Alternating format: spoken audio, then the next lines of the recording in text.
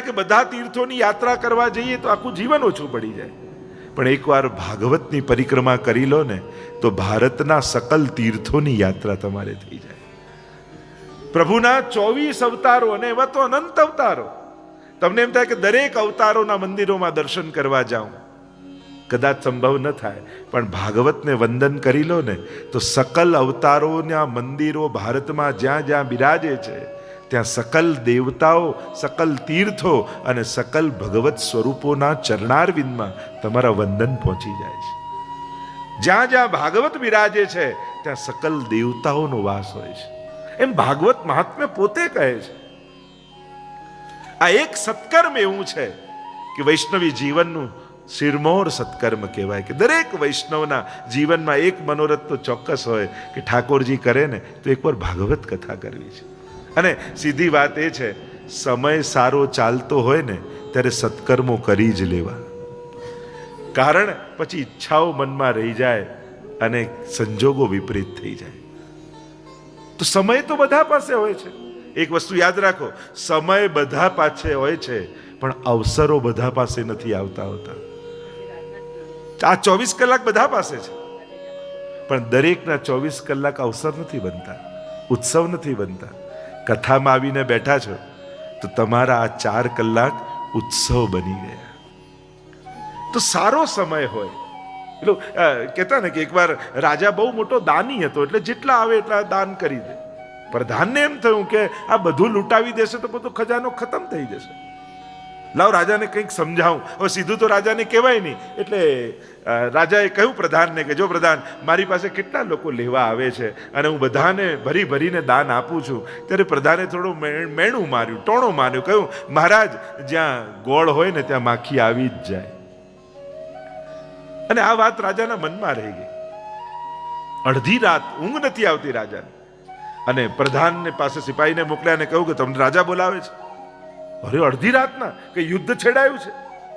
ના, અત્યારે રાજાએ બોલાવે છે. અને દોડતો પ્રધાન આવ્યો અને જુએ તો રાજમહેલના દરબારમાં એકલો રાજા સિંહાસન પર બેઠો છે, સામે એક ગોળની ઢેલી પડી છે.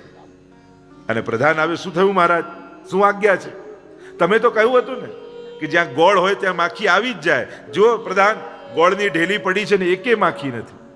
ત્યારે પ્રધાને કહ્યું, મહારાજ, એ તો દિવસ હોય તો માખી આવે, અંધારી રાતમાં થોડી આવે. ત્યારે રાજાએ કહ્યું કે મારો દિવસ ચાલે છે એટલે આ લોકો લેવા આવે છે. જ્યારે દુર્ભાગ્યની રાત આવશે ને ત્યારે હાથમાં લઈને ઊભો રહીશ ને તોય કોઈ લેનારું નહીં હોય. એકને પૂછ્યું કે સામે શેઠજી હતા, અને કહ્યું કે મારી પાસે 400 રૂપિયાની ઘડિયાળ છે, તમારી પાસે 4 લાખની ઘડિયાળ છે, તો આટલી મોંઘી ઘડિયાળ લેવાની જરૂર શું? બંનેમાં ટાઈમ તો સરખો જ બતાવે છે. ત્યારે પેલા શેઠજીએ કહ્યું, સમય સરખો ભલે બતાવે છે, ફરક એટલો છે 400 રૂપિયાનો તારો ટાઈમ બતાવે છે, 4 લાખની મારો ટાઈમ બતાવે છે. એમ જ્યારે સમય સારો હોય ત્યારે પોતાના સમયને અવસરમાં ફેરવી લેવો જોઈએ, કારણ કે આવા સંજોગો વારે ઘડીએ નથી આવતા. એક એક ક્ષણને માનજો. તો પનોતી પરિવારને કહું છું, એક એક ક્ષણને ઉત્સવની ક્ષણ બનાવજો. આ સમયને સંસ્મરણમાં ફેરવી લેજો. જો સારો સમય કોને કહેવાય? પહેલું લક્ષણ, સારા સમયનું પહેલું લક્ષણ એ છે જ્યારે તમારું સ્વાસ્થ્ય સારું હોય. કારણ કે શરીર સારું ન હોય ને તો સારા સંજોગોને માણીએ ન શકો. હવે આ જ સેકન્ડે બહુ જ માથું તમારું દુખતું હોય, બધું જ કર્યું પણ લાભ લઈ શકાય? સૌથી પહેલા સારા સમયનું લક્ષણ સ્વાસ્થ્ય સારું. બીજું સારા સમયનું બીજું લક્ષણ સ્વજનોનો સાથ.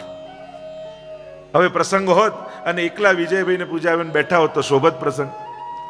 ભાવિનભાઈ આવ્યા લંડનથી, લલિતાબેન પ્રતીક્ષા કરે, બધા જ જમાઈઓ, બધા જ દીકરીઓ, બધા જ પરિવારના સ્વજનો. કેવું સંજોગ, કેવા શોભે છે સમય. સ્વજનોના સાથ વગર સમય નબળો કહેવાય. ભલે ગમે તેટલા તમે સમર્થ હો, પણ તમારા પ્રસંગોમાં સ્વજનો નથી તો એ ઉત્તમ સમય નથી. ત્રીજી વાત, સારો સમય કોને કહેવાય? તો કહું, પહેલું સ્વાસ્થ્ય સારું હોય, બીજું સ્વજનોનો સાથ હોય, ત્રીજું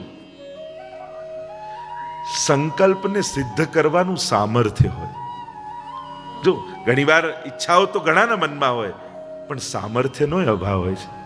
ઘણીવાર મનોરથો મનમાં થાય, પણ એમ થાય કે ઠાકોરજી સામર્થ્ય આપે ત્યારે કરું. તો જ્યારે તમે તમારી ઈચ્છાઓને પૂરી કરી શકો એવું સામર્થ્ય, ઈચ્છા અને સામર્થ્ય એક ક્ષણે ભેગા થાય ને, ત્યારે માનવું કે સારો સમય ચાલી રહ્યો છે. નહીં તો મોટા ભાગે શું થાય, જ્યારે તમને ઈચ્છાઓ હોય છે ત્યારે સામર્થ્ય નથી હોતું. એમ આવી ગાડી લઉં, આવું ઘર લઉં. જે સમયે જીવનના પડાવમાં ઈચ્છાઓ હોય ત્યારે સામર્થ્ય ન હોય, અને જ્યારે સામર્થ્ય આવી જાય, હવે આ ઉંમરે મર્સિડીઝ લઈને શું કરવાનું, પછી એમ થઈ હવે આ ઉંમરે મોટું ઘર બાંધીને કોણ ચોખ્ખું કરશે. એ ચોખ્ખું કરવાની ચિંતા અહીંયા તો નથી, પણ છતાં એમ થાય કે મોટું ઘર કરીને હવે શું કરવાનું. સામર્થ્ય આવ્યું, ઈચ્છાઓ મરી ગઈ. સુખ એને જ કહેવાય કે જે ક્ષણે સમય અને સામર્થ્ય એક ક્ષણે ભેગું થાય. અને અમુક વસ્તુઓ અમુક ઉંમરે મળે ને તો જ એની મહત્તા છે. સમય વીત્યા પછી એને મેળવવાનું પણ કંઈ ખાસ મહત્વ રહેતું નથી. તો સંકલ્પને પૂરું કરવાનું સામર્થ્ય. અને પાછા આવા ઉદાર મનોરથી હોય એ તો એમ કે જે ઉત્તમમાં ઉત્તમ થાય એ જ કરો, જે સારામાં સારું થાય. મારા ઠાકોરજીનો પ્રસંગ છે, મારો મનોરથ છે, મારો ઠાકોરજી રાજી થાય એ રીતે કરો. જે રીતે આ મનોરથી પરિવારે સંકલ્પ, હું તો બધા તાળીઓથી વધાવી લઈએ આ મોરજરિયા પરિવારને. જે રીતે એમણે પોતાના મનોરથને ઉત્તમ રીતે સિદ્ધ કરવાનો જે પ્રયાસ કર્યો એ ખરેખર પ્રશંસનીય છે. તો જે શરીર સુખ હોય, બીજું કયું સ્વજનોનો સાથ હોય, ત્રીજું સામર્થ્ય હોય, ચોથું સત્કર્મ કરવાની ઈચ્છા હોય. કારણ કે ઘણીવાર સામર્થ્ય હોય છે પણ મનમાં ક્યારે સારો સત્કર્મનો વિચાર જ ના આવે. ઘણા સુખી લોકોને મેં કાયમ રડતા જ જોયા છે. બસ આટલું થઈ જાય એટલે શાંતિ, બસ આટલું, પણ એનું ક્યારે ટળે જ નહીં. એક પછી એક ચાલ્યા જ કરે. તો તું સારું કરીશ ક્યારે? પ્રભુએ વિચાર આપ્યો છે ને તો પકડી લે. કારણ આ મન એવું છે ને, એક જગ્યાએ બહુ બેસતું નથી. આજે સત્કર્મના પલડા ઉપર બેઠું છે તો કરી લે. કારણ કે દરવાજાની બહાર જઈને બુદ્ધિ બગડી જાય, બદલાઈ જાય, કાંઈ ભરોસો રહેતો નથી. બધા ઉપર વિશ્વાસ રાખજો, પોતાના મન ઉપર બહુ વિશ્વાસ ન કરતા. આજે સારો વિચાર આવ્યો એવું ન માનતા, આ તો 2 વર્ષ પછી કરીશ, તો મન એવું જ રહેશે એની કોઈ ખાતરી નથી. એટલે આપણે ત્યાં મહાભારતમાં પ્રસંગ પણ આવે છે ને કે જ્યારે કોઈ ભિક્ષુક લેવા માટે આવ્યો અને ભીમ અને યુધિષ્ઠિર ઊભા હતા, અને યુધિષ્ઠિર કોઈ કામમાં હતા અને રથ ઠીક કરી રહ્યા હતા. એટલે પેલા ભિક્ષુકને કહ્યું કે કાલે આવજે, કાલે આપીશ. અને પેલો ભિક્ષુક નીકળી ગયો ને ભીમ તો ઢોલ હાથમાં લઈને વગાડવા લાગ્યો, મારા મોટા ભાઈએ સમયને જીતી લીધો. દોડતા આવ્યા યુધિષ્ઠિર કહેવા લાગ્યા, મેં ક્યાં સમયને જીત્યો? આ ઢોલ કેમ વગાડે છે આખા ગામમાં? અરે જે કોઈ ન કરી શક્યું એ તમે કર્યું છે, તમે સમયને જીતી લીધો છે. પણ મેં ક્યાં જીત્યો? કેમ તમે કહ્યું ને કાલે આવજે. શું કાલે સંભવ નથી કે પેલો ભિક્ષુક જીવતો ન હોય? શું કાલે સંભવ નથી કે તમે જીવતા ન હો? શું કાલે એ સંભવ નથી કે પેલો સુખી થઈ ગયો હોય? શું કાલે સંભવ નથી કે આપણે ગરીબ થઈ ગયા હોઈએ? કાલે શું એ સંભવ નથી કે બંનેનો મેળાપ જ ના? કેટલી અસંભાવનાઓ રહેલી છે કાલે. તમને ખાતરી છે કે તમે ધાર્યો એવો જ સમય કાલે રહેવાનો છે, એટલે તમે તો સમયને જીતી લીધો. યુધિષ્ઠિરે એ જ સેકન્ડે પેલાને બોલાવ્યો અને ખિસ્સામાંથી કાઢીને આપી દીધું. કારણ સમજણ આજે સારી છે, કાલે કેવી રહે કોને ખબર? કાંઈ જ ખબર નથી. અને એટલા માટે સત્કર્મોને ટાળવાની, સદવિચારોને ટાળવાની, એને બને એટલા શીઘ્રતાથી પૂર્ણ કરવાનો પ્રયાસ કરો. અને ચોથી વાત, સારો સમય એને કહેવાય જ્યારે મન ભક્તિના રંગે રંગાયેલું હોય. તમારો આત્મા ભગવાનને મેળવવા ઈચ્છતો હોય, એ ક્ષણ તમારા જીવનની સૌથી પવિત્ર ક્ષણ છે. નહીં તો આ જ પ્રસંગ ઘણું લૌકિક રીતે પણ થઈ શકત. લૌકિક રીતે પણ ઘણી ઉજવાત ને અલૌકિક કાંઈ ન કરત તો એમાં કોઈ કહેવા નતું આવવાનું. પણ એ સમયે ભગવાન હૃદયમાં વસ્યા. અને ઠાકોરજી એવી પ્રેરણા કરી કે તે સંસારને તો બહુ જોયો, સંસારને બહુ અનુભવ્યો, હવે 7 દિવસ તું મારો અનુભવ કર. કારણ કે આ ભાગવતજી સાક્ષાત શ્રીનાથજીનું વાંગમય રૂપ છે. વાણીમય રૂપ છે. કારણ કે જેવા જેવા અસુર એવા એવા અવતાર. હિરણ્યકશિપુને મારવો છે તો ભગવાન નરસિંહ બને, હિરણ્યાક્ષ બને મારવો છે તો વરાહ બને. જેવા જેવા અસુર આવે એવા અવતાર લે. તો વાંગમય વાણીમય અવતાર કેમ લીધો? કે અહીંયા અસુર વાણીમય છે. પરીક્ષિત રાજાને લાગેલો શ્રાપ 7મા દિવસે મૃત્યુ થશે, અને એ શ્રાપ અસુર છે, વાણીમય છે. એટલે ભગવાન આ શ્રાપ રૂપી અસુરને મારવા માટે ભાગવત રૂપી અવતારને ધારણ કરે છે. અને ભગવાને સંસારમાંથી કાઢી આપણને પોતાના ચરણોમાં બેસાડ્યા. તમને નથી લાગતું તમારા ઉપર ઠાકોરજીની કૃપા છે? જ્યાં ભાગવત બિરાજે ત્યાં સકલ તીર્થોનો વાસ થઈ જાય. આ એક સત્કર્મથી સકલ સત્કર્મો સિદ્ધ થઈ જાય. પેલું કહેતા ને કે પેલી કન્યા એકવાર એના પિતાને કહેવા લાગી, પપ્પા મને સાસુ લાવી આપો ને. આ રીતે બેટા સાસુ ક્યાંથી આવે? અચ્છા તો એમ કરો ને મને સસરા લાવી આપો. અરે બેટા સસરા ક્યાં? અચ્છા તો મને નણંદ લાવી આપો. અચ્છા મને જેઠાણી લાવી આપો. ત્યારે પપ્પાએ કહ્યું, બેટા એક વર ગોતી લે, આ બધું તો એમને પાછળ પાછળ આવશે. એમ એક ભાગવત સાંભળી લો, બાકી બધા પુણ્યો તો એની પાછળ પાછળ તમારા ઘર સુધી આવી જશે. કારણ કે બેસીને સાંભળો છો, અહીંયા તમે પવિત્ર થાય છે તમારું કુળ, તમારું ઘર, તમારું કુટુંબ. કારણ કે એક જીવ જ્યારે ભાગવતને શ્રવણ કરે છે ને, ત્યારે પોતાના 7 પૂર્વજો અને 7 આવતી પેઢીઓને પવિત્ર કરી દે છે, એમને તારી દે છે.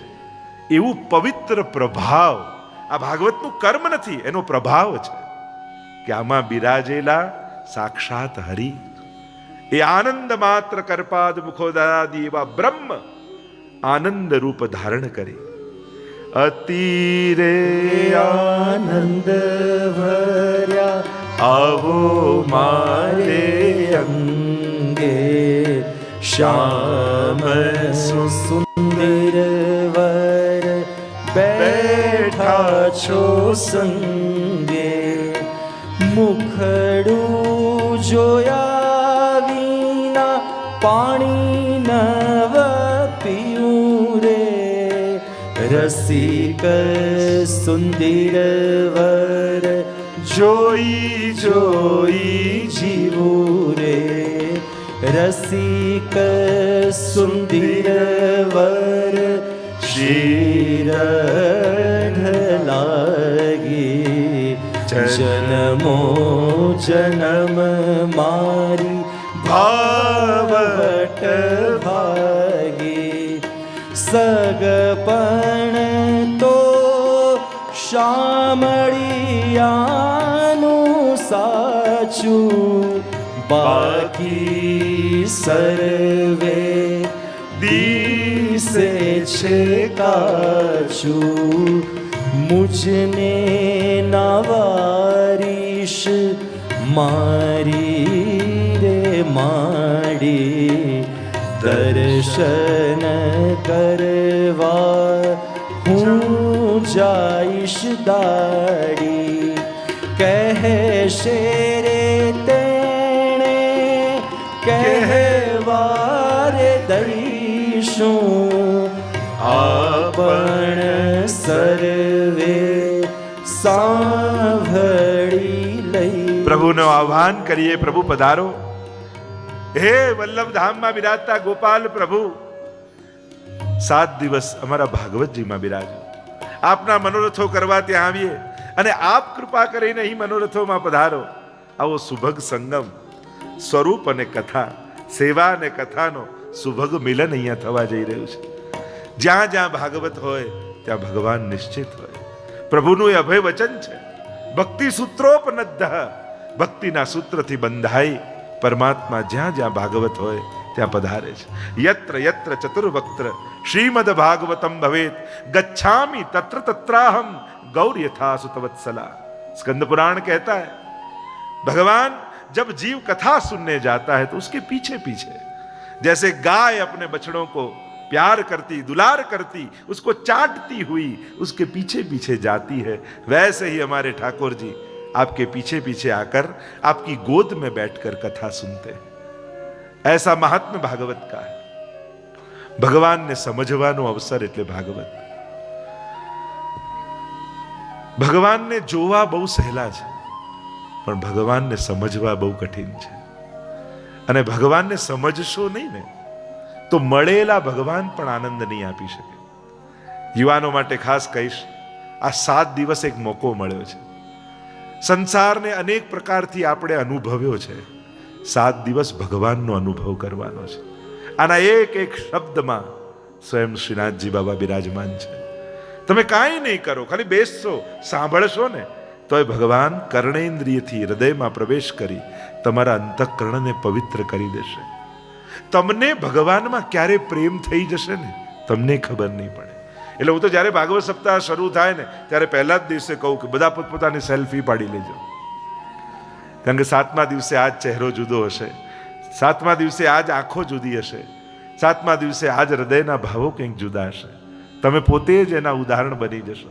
એટલે મારે સમજાવવું નહીં પડે કે ભાગવતમાં ભગવાન છે. તમારો આ અનુભવ બની જશે કે જાણે ભગવાને હાથ લાંબો કરી તમારા માથે હાથ મૂક્યો હોય ને એવી શીતળતા અને શાંતિનો તમને અનુભવ થશે. તમે પોતે જ અનુભવ કરશો. માનો ઠાકોરજીએ મને ગોદમાં લઈ લીધો છે. એક નાનકડું બાળક જે માની ગોદમાં આવીને કેવી શાંતિ અને સુરક્ષાનો અનુભવ કરે, એમ જ ભાગવત રૂપી ભગવાનની ગોદમાં બેસી તમને એવો જ અનુભવ થશે. અને એટલે જો ને ક્યાંય જેને ઊંઘ ના આવતી હોય ને કથામાં બહુ સારી આવી જાય. કારણ અહીંયા તો શાંતિ છે. ભાગવત પરમ શાંતિનો અનુભવ કરાવે છે. એવી આ દિવ્ય ભાગવત કથા છે. અને અહીંયા સૂઈ જવું હોય તો સુવાની એ છૂટ. કારણ કે સંસારમાં તમને કોઈ શાંતિથી ઊંઘવા નહીં દે.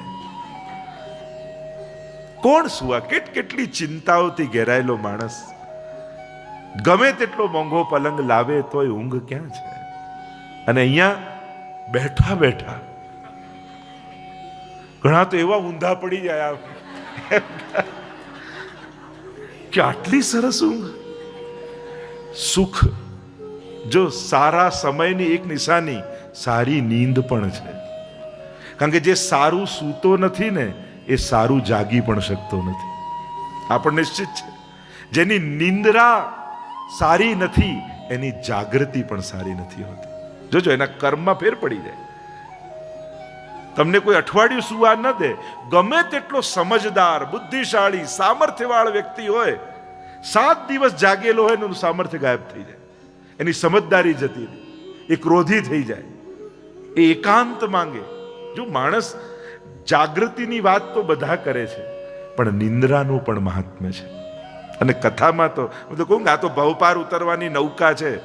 અને નાવ આ છેડેથી પેલા કિનારે જતી હોય, સૂઈ જાઓ તો એ પાર તો ઉતારે જ છે.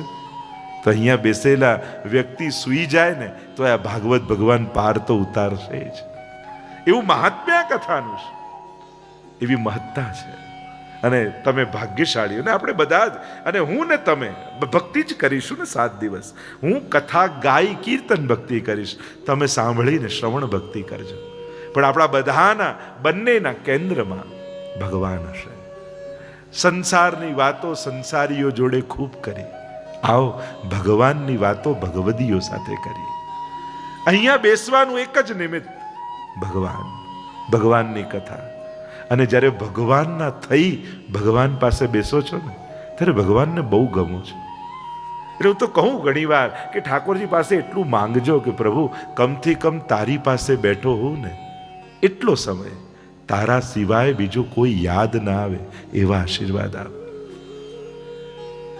કમથી કમ તારી પાસે તારા માટે બેઠો હોઉં ત્યારે મનમાં કેવલ તું હોય એવા આશીર્વાદ આપ.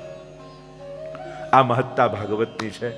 7 દિવસ આપણી પાસે છે, અને ભાગવત માટે 7 દિવસ બી ખૂબ ઓછા, પણ એક શ્લોક પણ ઘણો છે.